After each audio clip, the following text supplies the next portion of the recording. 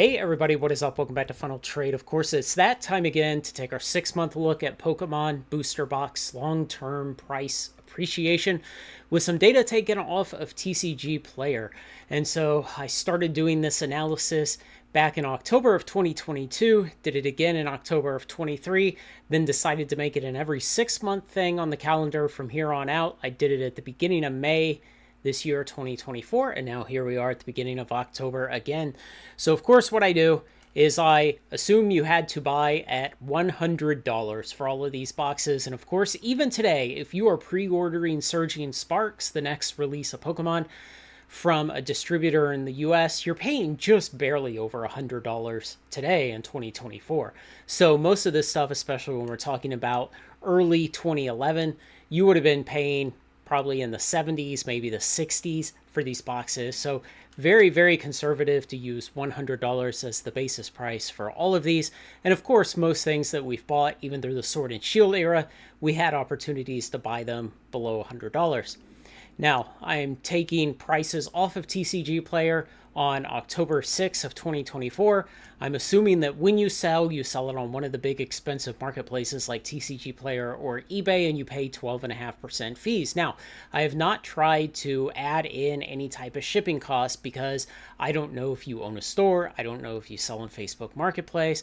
I don't know if you regularly run a table at local card conventions and sell in person, or if you would be shipping FedEx, UPS, or Postal Service. So I don't attempt to add anything like that in there. You know, if you're going to be shipping a $6,000 booster box, you probably want to pay for some pretty good shipping with some insurance. And so, yeah, maybe it'll cost you $80, $90, $100 to ship it and insure it. So yellow marked prices are when there was no market data. And what that means is on TCG Player, no sale has actually been completed in a long enough period of time for them to generate a market price. After a while, TCG Player assumes that the old prices are no longer representative of the current market if there has not been another sale in a long enough period. And so for those, I simply had to take the lowest priced box, so the lowest ask price on the marketplace. And that is not really representative of sales because a sale has not completed in a long time, but it's the best data we have in the absence of sales. For the ones marked red, there were neither boxes listed nor market data available. We just have no idea what those boxes would sell for on the market right now. And that's a problem you get when you go back to these old boxes saying 11 to 13 years ago, is the inventory of them left in the world is so small that the sales are so rare that it impairs proper price discovery. So, you know, we're asking for market prices first and lowest ask price second if we can't get a good current market price. Now, furthermore, to make it more conservative, even to underestimate the actual compound growth rates even more, I assume you had to buy these boxes on release day, which would typically be the worst day to buy them. Usually things get cheaper through their lifetime. That's the TCG expansion life cycle I talk about all the time. And so when we come in here and we go back all the way to the black and white era of 2011 through 2013, we only have 4 boxes that we have any data on, and 3 of those we have no current market sales data. We only have listed boxes, and when we calculate the compound annual growth rate from their release day until the day I'm pulling these data, assuming you have to pay 12.5% fees, assuming you have to pay $100 to acquire these even 13 years ago, here are your compound annual growth rates. And so when we talk about compound annual growth rate, that's what is the stable, steady annual compounding growth rate in order to go from that $100 basis cost to, say, the $6,000 price for a Next Destinies booster box 12 and a half years later. It would have had to have increased 36.7% per year compounding for those 12 and a half years. That's what this means. And so, furthermore, when we talk about the stock market, the S&P 500, an index ETF, and that will yield generally 8 to 10 to 12%, depending on how you calculate fees and compounding and dividends and whether or not you count reinvesting those dividends or not. generally 8 to 10 to 12% is what your long-term performance of an S&P 500 index ETF is going to be. And that's considered really good. And so we see these Pokemon boxes from 12, 13, 14 years ago. They're about tripling the compound annual growth rate. But if you extract that out, it's compounding. So it's going to be way more than triple the performance over the long term. Now, I just take a simple arithmetic average of those compound annual growth rates to get what is the average CAGR for this era, for the black and white era of Pokemon. We get 36.7%.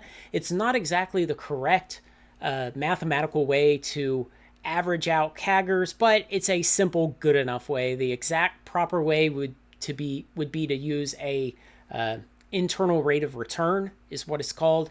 It's an IRR formula you can do in these spreadsheet programs, but I like to just put the average just because it's a little more intuitive. And then what I've done over here is I've said, well, what is the best and what is the worst? And, we can usually make an argument for excluding some outliers. So if we exclude the best and the worst, what are the second best and the second worst? And so we'll go ahead and move on from this black and white era because we're just missing a lot of data. Again, the populations of these boxes are so low nowadays that there's not a lot of sales. There's not a lot of good price discovery. So we'll move on to the XY era, early 2014 through late 2016. And so we see similar kind of returns, 16.6, 28, 27, 20, 23, 34, 39. Averaging out to 24 and 24.9% compound annual growth rate. Again, about 2 to 3 times what you would expect from the stock market. And taking out the best and the worst, they range between 18.6% and 34.1%. Very, very good returns. It's said that Warren Buffett, for about 60 years with Berkshire Hathaway, averaged just under 20% compound annual growth rate, and he's considered one of the greatest investors of all time. And you can compare it with the performance of investing in boxes of cardboard squares with pictures of fighting animals on them. So going onwards, Sun and Moon era, early 2017 to late 2019. Again, we see 10.1, 35, 72, quite a large outlier, 43, 54. I mean, this is on average much higher numbers, coming out to 33.3% average for the Sun and Moon era compared to that 24.9% for the XY era. And again, cutting out the top and bottom outliers, we have a range of performance between 12.8% and 54.5% compound annual growth rate. And lastly, the Sword and Shield era. Excuse me. So one thing I've done here is I've highlighted in green if the box is still available on the Pokemon Center website at MSRP. And of course, that will put a soft glass ceiling over the price. It will somewhat inhibit the price from going over that on a marketplace like TCG Player because it provides an alternative. You can go and buy these boxes for $144 on Pokemon Center instead of paying whatever the market price is. And so because it's a substitute, people will do that, and it will keep the prices from going much over $144 until they finally go out of stock. And indeed, we see 2 of the 3 worst performers of the entire analysis are boxes that are still in stock on Pokemon Center. Of course, once they go out of stock, then the price will rise at an increased rate. And of course, we have Silver Tempest that's showing a 19% compound annual growth rate, even though it's still available at $144, the MSRP price on Pokemon Center. But for the rest of Sword and Shield, early 2020 through late 2022, we have, of course, the wonderful outlier at 78.8% Evolving Skies, 21% for Chilling Reign, Rebel Clash 16, Sword and Shield's come up a lot just recently, 24.5%, Fusion Strike 23.3%. So the average 22.6%, the worst average of the 4 eras of Pokemon that we follow with this analysis. And again, if you take out the top and bottom outliers, you're between 5.7% compound annual growth rate and 34.4% compound annual growth rate. Of course, again, we expect that after these are removed from Pokemon Center website, they'll rise, and that maybe your lowest CAGR among the Sword and Shield era would then be Darkness Ablaze, followed by, what would it be? Rebel Clash at 16%. So, your second worst might come up to 16.3%. And of course, again, this means that people who a decade ago started putting boxes back of Pokemon are beating the most legendary hedge fund managers in all of Wall Street history. The performance bears it out. The performance over 14 years of booster box prices.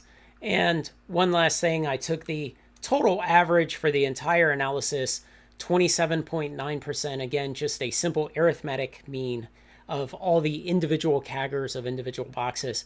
And another thing I like to do on this analysis is I plot what the CAGR is compared to the release date to see if there's any trends we can recognize.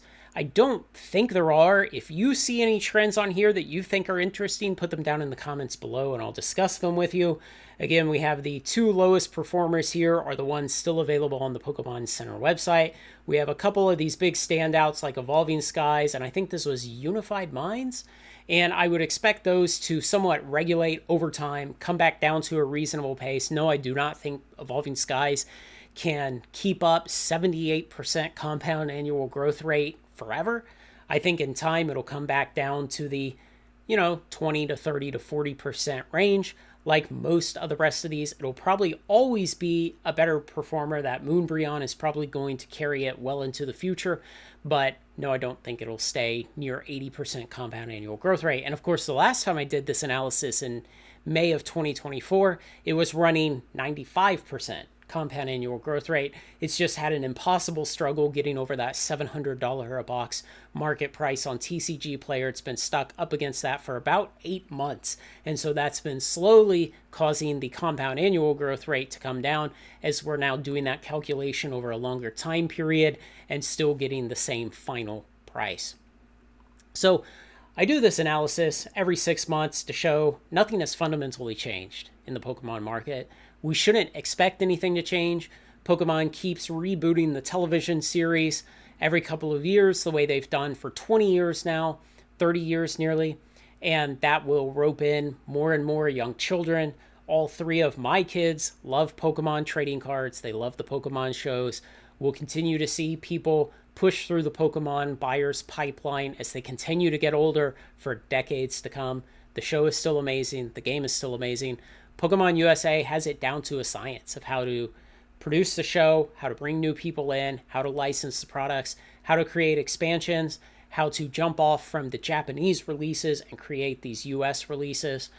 And they're doing an amazing job at it. I don't see anything fundamentally that will change this over the long term. I continue to put a similarly sized position back in every Pokemon release, whether it's a regular release or one of the half releases, the non-standard releases, you might call them. So pretty good performance.